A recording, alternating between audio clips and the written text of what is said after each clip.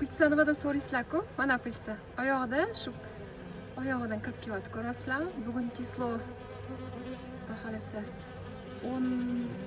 17 sentyabr kuni. 17 sentyabrdagi holat. Ichkaridan ko'rinishi. Uylarini mana ko'ryapsizlarmi? Ana qizlar. Hammasi nasibalarni uyga olib kelishyapti. Ana sizlarga. Bitta kirib chiqishadi bular. Juda akkuratnida bular. Aqlli qizlar shundoq. Mana sizlarga. Hamma kiyotgan arilarimiz qo'llarida pitsa bilan. Mashina uyga olib kirib trambovka qiladi. Trambovka bo'lgandan keyin u perga deyiladi. U asal arini maxsus o'zini slyunkasi bilan nima qilinadi-da, aralashtiriladi, uyaga yig'iladi.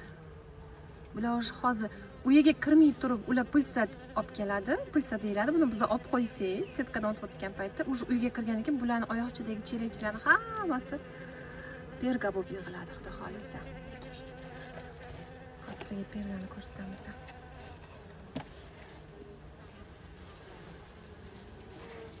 Mana perga. Xohlovchilar, mana perga sizlarga. Ko'rdinglarmi?